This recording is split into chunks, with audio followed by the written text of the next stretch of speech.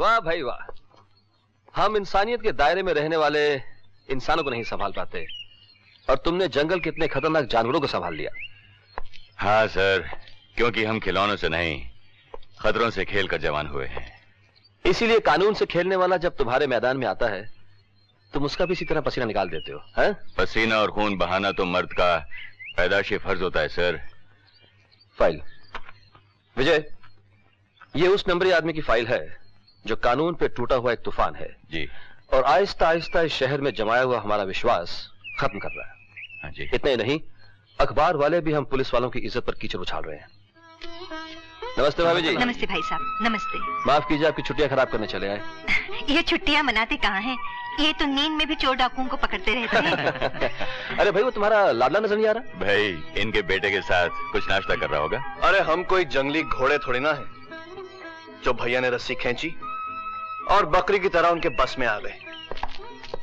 नमस्ते भैया। नमस्ते। नाश्ता वास्ता किया तुम लोगों ने? जी बिल्कुल। आई आई, बाय। जाओ बेटे। बेटी ख्याल रखना अपना।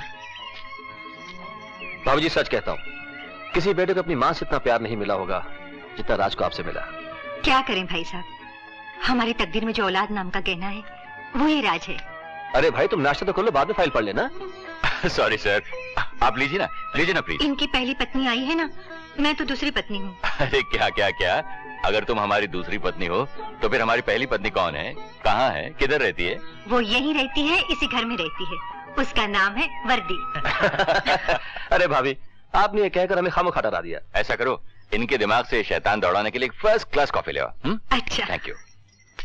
लीजिए sir. I am so sorry. लीजिए ना सर। इस नंबरी आदमी ने ना कभी किसी शरीफ आदमी की जेब की तरफ देखा है और ना ही उसकी तिजोरी की तरफ। इसने जिसके साथ भी जुर्म किया है वो सब के सब एक नंबर के 2 नंबरी हैं। ऐसा लगता है कि ये उन सब की कुंडलियों को अच्छी तरह जानता है और अब दीमक बनकर एक के बाद एक सारे काले बाजारियों को खत्म करता जा रहा है।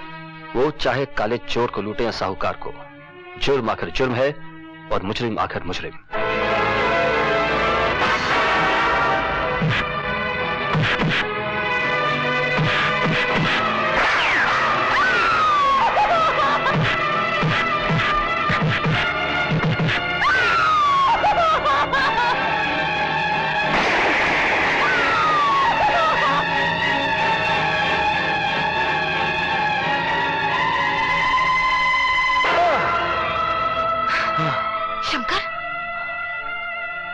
बाबा, मैंने उनसे बहुत ढूंढा बाबा। एक बार वो मेरी नजर के सामने आ जाए, चाहे वो पाताल लोक पे क्यों ना छुपा हो। तुम्हारा बेटा शंकर दुनिया के आखिरी कोने तक उसका पीछा करेगा। शंकर, क्या बात है शंकर? क्या फिर वही सपना देखा? आखिर कौन है वो भूत की औलाद जो हर रात तेरे को डराता है? साला एक बार मेरे को दिख गया ना तो खोपड़ी उड़ा कर रख दूंगी। बता कौन है वो? बस है एक शैतानी तस्वीर।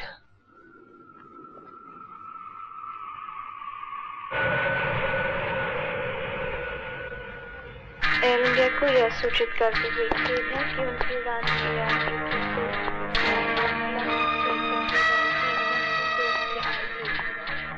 आज क्या बात है यार, एयरपोर्ट पर बड़ी जबरदस्त सिक्योरिटी लगी है। हाँ, खबर मिली है कोई बहुत बड़ा स्मगलर करोड़ों रुपए के हीरे लेकर लंदन से हिंदुस्तान आ रहा है। Excuse me sir. यस। आप जरा इधर आएंगे? ऑफिसर, स्पेशल चेकिंग करने का इरादा है क्या? Oh no sir, just routine checking. भाई मैं तो हमेशा ग्रीन चैनल से ही पास होता हूँ। आओ बेटी आओ। Your daughter? यस ऑफिसर, विदेशी हवा ने हमें बूढ़ा ही नहीं होने दिया। ठीक है, ये अपना पासपोर्ट दिखाओ। ऑफिसर, इस दुनिया में सबसे बड़ी चीज है कामयाबी। कभी आप स्मगलर को पकड़ के खुश हो जाते हैं और कभी स्मगलर आपकी आंखों में धूल झोंक के चला जाता है। मगर डैडी, लोग स्मगलिंग करते क्यों हैं? बेटा, ये तो किसी कामयाब स्मगलर से ही पूछना पड़ेगा। सर आप जा सकते हैं। Thank you. Thank you. आओ बेटी। एक्सक्यूज मी सर, आपकी कैब। हाँ? ओह शुक्रिया।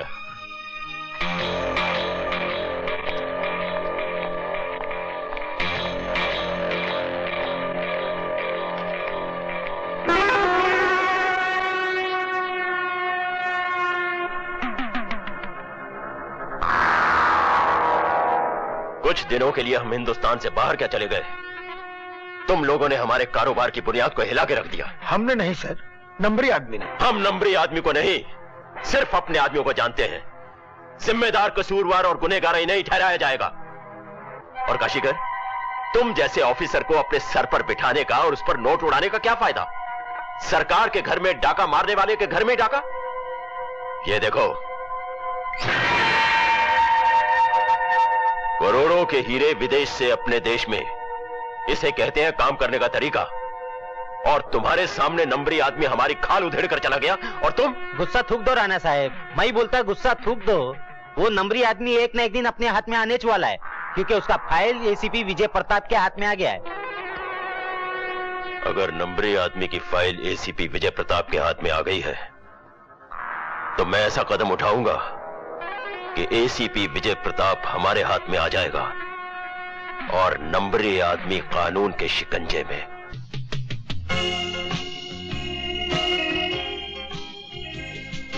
एक मिनट। आइए आइए एसीपी साहब। नमस्कार राणा साहब।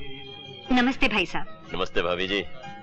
ये मेरी खुशकिस्मती है कि आप जैसी महान हस्ती ने मेरी दावत कबूल की। अरे राणा साहब, आप जैसे दोस्तों की खुशी में ही हमारी खुशी है। बेटी, ये है Mr and Mrs Vijay Pratap Singh ji. Hello. ये मेरी बेटी संगीता है और वो रहा आपका भाई राज। भाई साहब, राज नहीं, हमारे घर का चिराग है वो। बिल्कुल, वो आपके घर का चिराग है और ये मेरी आंखों की रोशनी है। और अगर इन दोनों का मिलन हो जाए तो कैसा रहेगा? राणा साहब, मैं हमेशा यही कोशिश करता हूँ कि दूध में दूध मिले, शहद में शहद और पानी में पानी। हाँ मिया, बिल्कुल सही बोले। देखो, सच्चाई का तीर सच्चाई का लोशन लगा को ये डायरेक्ट राणा साहब के छाती में मारे ना तुम। आपकी तारीफ। कमाल है। मेजबान मेहमान को पहचानने में इनकार करते हैं। कमाल है। कसूर तो मेरा ही है ना। देखो, जमाना खोबी में 2 की जगह 10,000 अखियां लगाया ना, तब भी मेरे को नहीं पहचानती। मैं हैदराबादी, दिलदारपुर का दिलदारी दिलदार खान हूँ। हाँ, हैदराबाद का 4 मीनारा किधर से भी देखो 3 इंच दिखाई देना, मैं वही चक मीनार हूँ। कोई भी देखने की कोशिश करे मैं छुप जाता ना। सुना तुम्हारी पोटी आई लंदन से, बहुत बड़ी पार्टी दी, सबको आया ना मैं। बहुत खुशी हुई आपसे मिलकर। हाँ जी, अमीर लोगों को ये दौलत मिलकर बहुत खुशी होती ना, आपको मुझे मिलकर कमाल हुई ना। वैसे खान साहब, आप भी शहर की बहुत बड़ी हस्ती लग रहे हैं। अस्सलाम वालेकुम। हाँ साहब, ये बहुत बड़ा आदमी है, सोशल वर्कर भी है, हॉस्पिटल चलाता है। हॉस्पिटल? हॉस्पिटल? हाँ साहब, हीरोइन कोकीन खाकर बीमार होते हैं ना, उनको बचाने के लिए। ओह, तो आप दुनिया के दर्द का इलाज भी करते हैं? हाँ जी, ये दुनिया के दर्द का क्या, हम तो खुशी का भी इलाज करते ना। ये हीरे ले जाकर नंदलाल मोती वाले को बेचते। हाँ। और हमेशा की तरह पैसा हॉस्पिटल के खाते में जमा करते।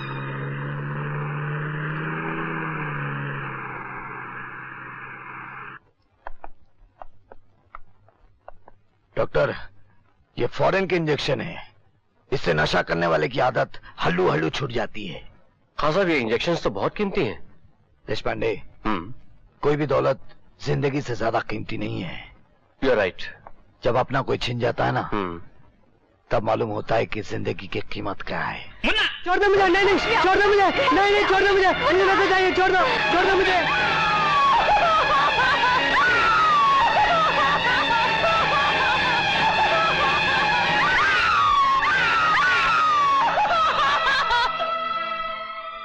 खान साहब, हाँ ये क्या हो गया आपको? हाँ, कुछ नहीं, बस कुछ याद आ गया था।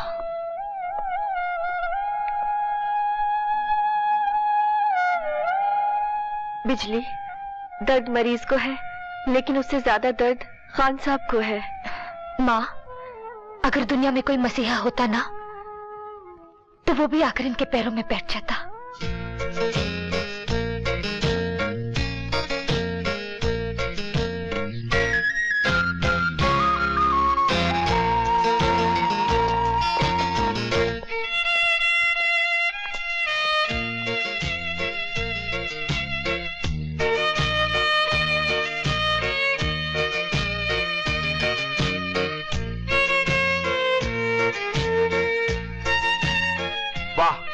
क्या फिगर है, क्या क्या कलर है। ऐसा लगता है हुस्न का बाजार हवा में आग लगा रहा है। यार आप तो मेरे दिल में लग रही है।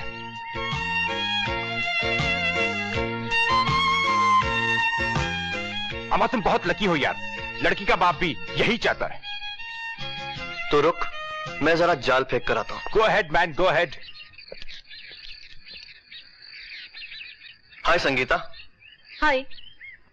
सच कहता हूं, आपकी ये हालत देखकर तो ये गार्डन भी हाय हाय करता होगा। What nonsense! यकीन नहीं आता तो इस सीने से लगकर देख लो, इसकी धड़कन भी हाय हाय कर रही होगी। Hey mister, behave yourself, okay? Sangeeta! Shut up! तुम और तुम्हारी नीयत को मैं अच्छी तरह जान गई हूँ। याद रखना मेरे इस थप्पड़ को। उस्ताद, ये तो उस्तादी कर गई। अपना काम है जाल फेंकना, ये नहीं और सही। अरे क्या बदतमीजी है? ये बदतमीजी नहीं, ये तो हमारी। मगर मैं अपनी अदाएं बेचती हूँ, जिस्म नहीं। और हम हर वो चीज खरीद लेते हैं जो हमें पसंद आती है। छोड़ दे मेरी बेटी। मैं कहती हूँ छोड़ दे। छोड़। मेरे बच्चे को बचा लीजिए। अरे चंपा भाई एसीपी को भाई है, और दूसरा कमीने काशीकर की गंदी औलाद। अरे इनका रास्ता रोकना, इसका मतलब है अपने लिए जेल का रास्ता बनाना। खबरदार, किसी ने आगे बढ़ने की कोशिश की तो राज चलो। छोड़ दे मुझे। छोड़ दे। Fantastic.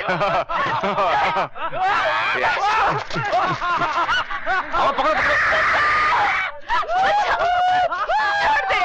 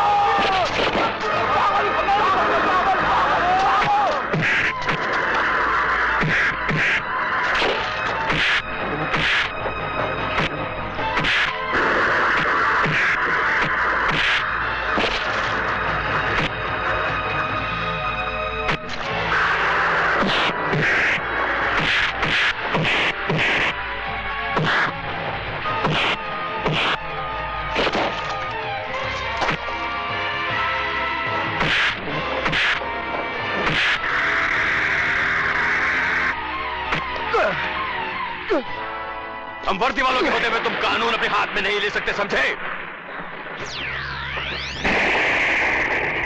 वर्दी? कौन सी वर्दी जो खून, बलात्कार और डकैती हो जाने के बाद पहुंचती है? कानून और वर्दी पर भाषण देना जितना आसान है, ये वर्दी पहनकर कानून की कुर्सी संभालना उतना ही मुश्किल है। जानता हूं, बचपन से जानता हूं तुम्हारी इस वर्दी को और तुम्हारे कानून को भी। मिस्टर क्या करते हो? आज अगर उस लड़की का बलात्कार हो जाता तो क्या तुम्हारी ये वर्दी उस लड़की की इज्जत वापस ला सकती थी? लगता है तुम इस बस्ती के दादा हो। अरे मैंने तुम जैसे बड़े बड़े दादाओं की दादागिरी हवालात में ठंडी कर दी, समझे? और तुम कर भी क्या सकते हो? मुझे तो हवालात में बंद कर दोगे, लेकिन इस अमीरजादे का क्या करोगे? ये तो अपनी दौलत की ताकत से झूठी गवाहियां लाकर जमानत पर छूट जाएगा। ये तुम्हारी गलत फहमी है। अमीर हो या गरीब, कानून की नजरों में सब एक हैं। चलो।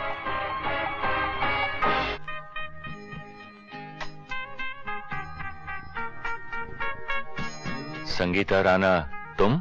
जी हाँ, ये नोट आपके ईमान को पिघलाने या कानून की किताब को जलाने के लिए नहीं है, बल्कि एक कैदी को जमानत पर छुड़ाने के लिए है। किसे? उस रैम्बो को। रैम्बो? रैम्बो कौन? नाम पसंद नहीं आया तो रॉबिन हुड कह लीजिए। Robin hood? भाई वो टैक्सी ड्राइवर जिसे कल रात आपने गिरफ्तार किया था। मिस संगीता राणा, उस टैक्सी ड्राइवर का नाम वो नहीं जो तुम बतला रही हो। नाम में क्या रखा है एसीपी साहब? इंसान को तो उसके कर्मों से जाना जाता है। खैर, क्या तुम उस टैक्सी ड्राइवर को जानती हो? जी नहीं, उनकी पहचान यही है कि वो बुराई और अच्छाई के फर्क को अच्छी तरह पहचानते हैं। कल रात उन्होंने एक बेबस मजबूर लड़की की इज्जत बचाकर इंसानियत का वो सबूत दिया है जिसकी चश्मदीद गवाह मैं हूं। लेकिन एक अनजान इंसान के लिए अपनी दौलत इस तरह बिछाना, इसका मतलब? एसीपी साहब, जो औरत जात की इज्जत की कदर करते हैं, हम उनके लिए दौलत तो क्या, जान भी निसार कर दे। हवलदार, शंकर को बाहर लाओ। शुक्रिया। ए स्ट्रॉन्ग मैन, सुनो, अपने साथ एक कप कॉफी पीने का मौका नहीं दोगे? अजी, आप जैसे एहसान करने वालों को इनकार कैसे कर सकते हैं? चलिए आइए।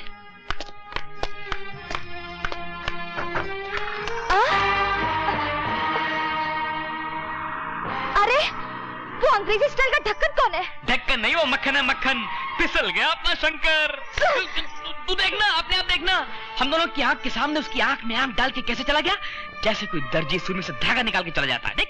अबे ओए, जास्ती सुई धागा करेगा ना तो तेरा कफन सिला दूंगी।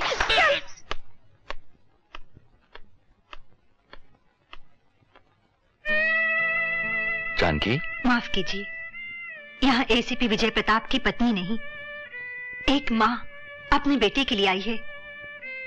कहिए, अपने बेटे को बचाने के लिए मुझे कौन कौन सी फॉर्मेलिटीज पूरी करनी होगी? तो तुम उसकी जमानत देकर उसे छुड़ाकर उसकी हिम्मत बढ़ाने आई हो? आप एक ऑफिसर हैं और ये लीजिए, एक माँ की जमानत। जानकी, तुम्हारा ये प्यार यहां भी तलवार बनकर मेरी दी हुई शिक्षा को तार तार करने चला आया?